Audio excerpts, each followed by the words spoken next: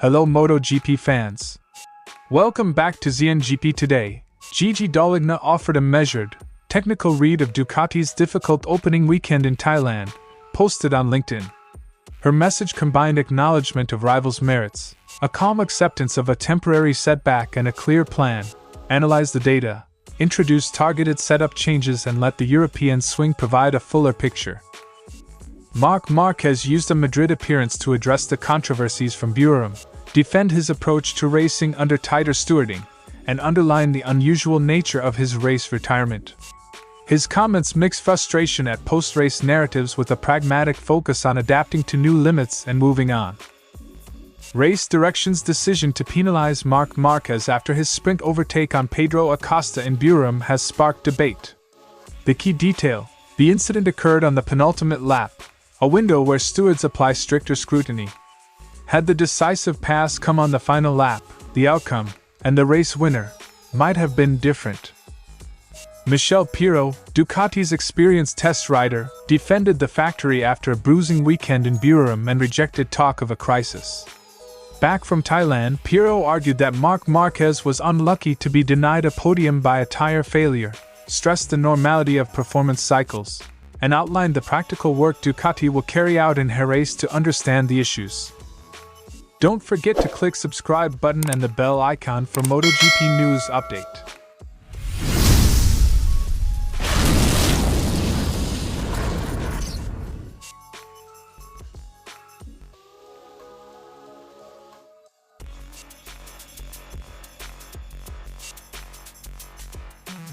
D'Allegna did not mince words. Buriram exposed weaknesses and ended a remarkable run of podium consistency. She framed the result as part of a natural cycle after long dominance rather than a catastrophe, stressing the need for focused work rather than panic. We have to work hard to prevent this from continuing. We are aware of this, and we are not going to panic.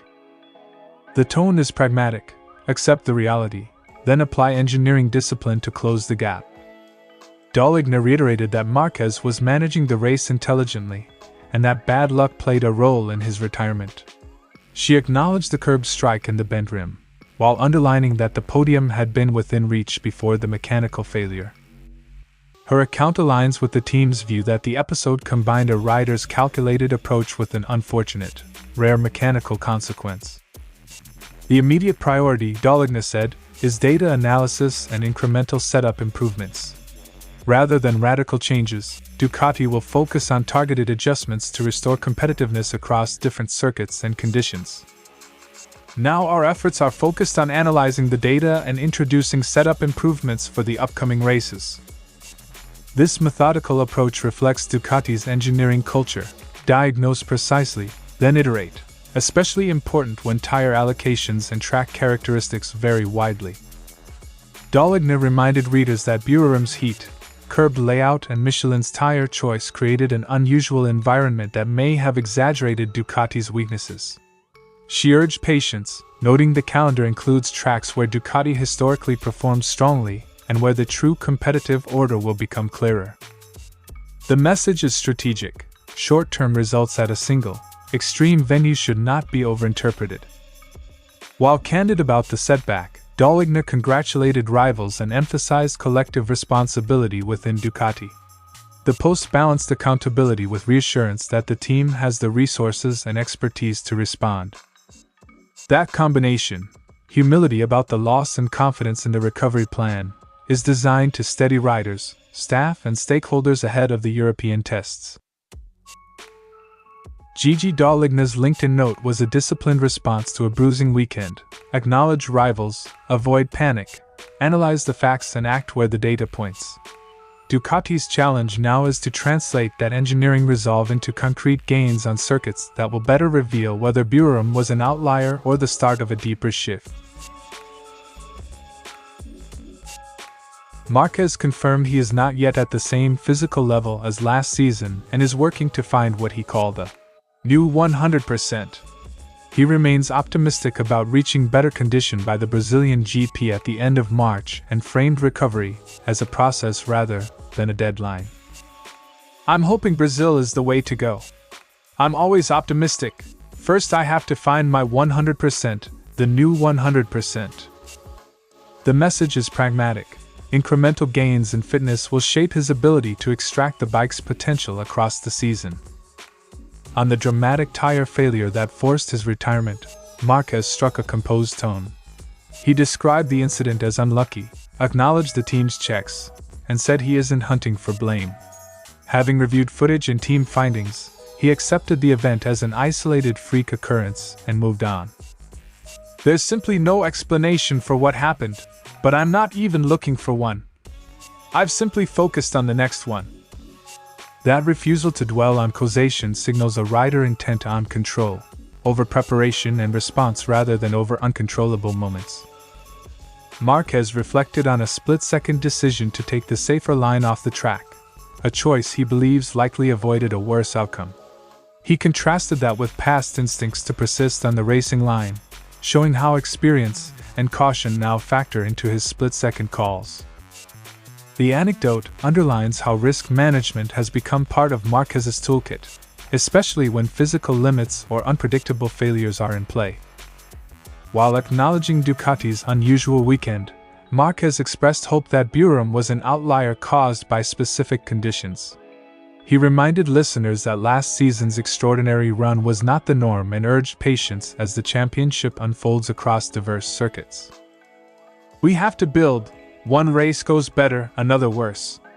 What wasn't normal was what happened last season. The stance balances realism about current weaknesses with confidence in the team's capacity to respond.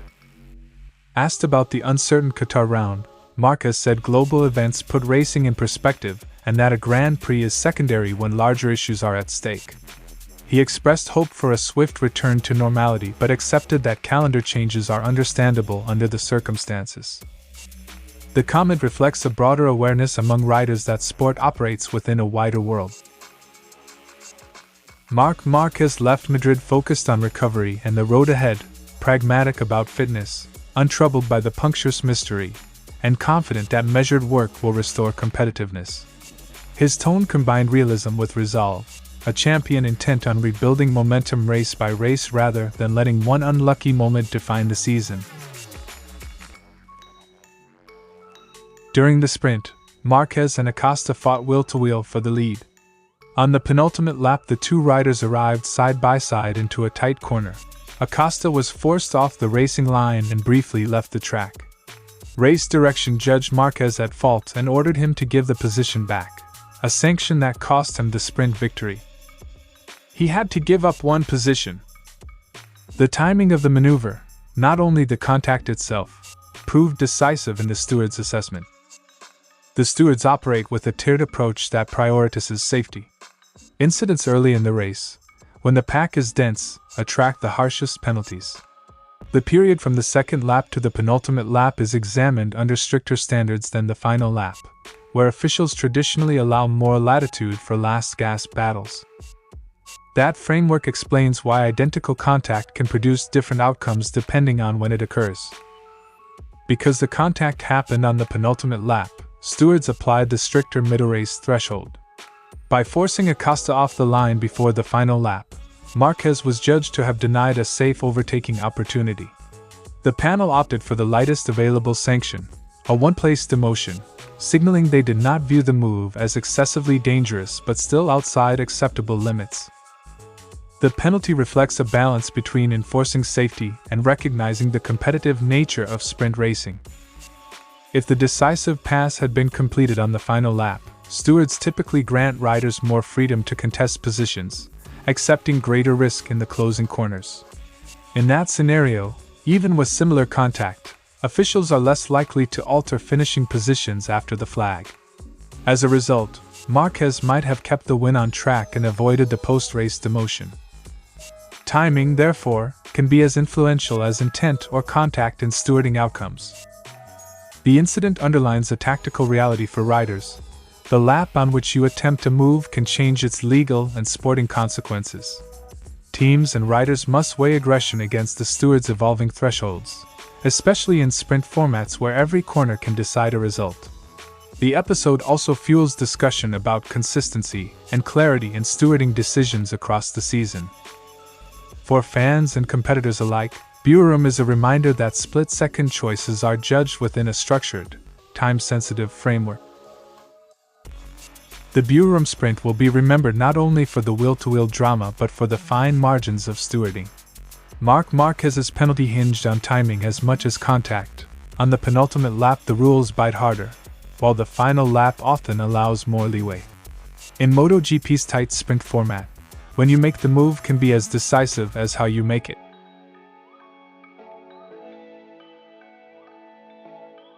Pirro was blunt. Had the rear tire not failed, Márquez would have made the podium, maybe second, maybe third. He framed the retirement as pure misfortune rather than a symptom of a deeper collapse in competitiveness. That was the real bad luck. Now we await the next races. For Pirro, the bent rim and subsequent deflation were isolated and decisive. Without them, Ducati's race pace would have been enough to secure a top 3 finish. Pirro acknowledged Pecco Bagnaia's struggles in Buriram, saying the test bike didn't give him the necessary feeling on that particular layout and in those conditions. He noted that the same package had behaved differently in Sepang and Mandalika, underlining how circuit and tire interactions can vary. He lacked feeling and the test bike didn't allow him to adapt to the conditions at Buriram. The message is technical rather than alarmist. Some setups that work in one environment can be maladapted to another, and Jerez testing will be used to close those gaps. Pirro rejected the narrative that Ducati is finished, calling such talk exaggerated. He reminded observers that dominance is cyclical and that Aprilia's strong showing owed in part to focused preparation, notably extra testing time at Jerez, and a coherent package that translated quickly to race pace. To say that Ducati is finished is a complete exaggeration. There are cycles in sport. Pirro's view reframes Buriram as a temporary swing rather than a season-ending collapse, while acknowledging rivals have made tangible gains. On speculation about his future as test rider, Pirro defended the role's requirements, method, sensitivity, and consistency over headline-grabbing results. He dismissed replacement rumors as fake news, stressing that a test rider's job is to minimize risk while extracting reliable data.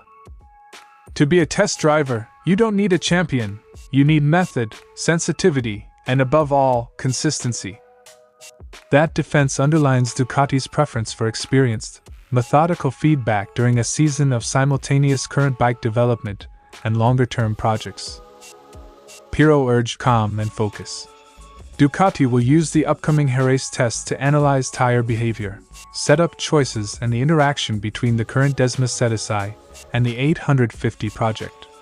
He stressed the team's determination and confidence in Márquez's mindset as assets in the recovery. We have to stay calm, not let our guard down. We are combative and focused.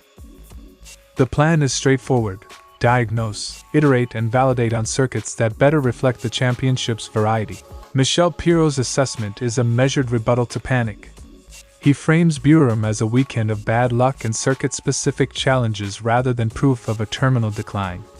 Ducati's immediate task is technical: turn data from Jerez into concrete setup gains and prove whether Buriram was an outlier or a warning. For now, Pirro's message is one of experience, method, and steady work rather than drama. Thanks for watching ZNGP today, and this is your MotoGP news update. And see you next time!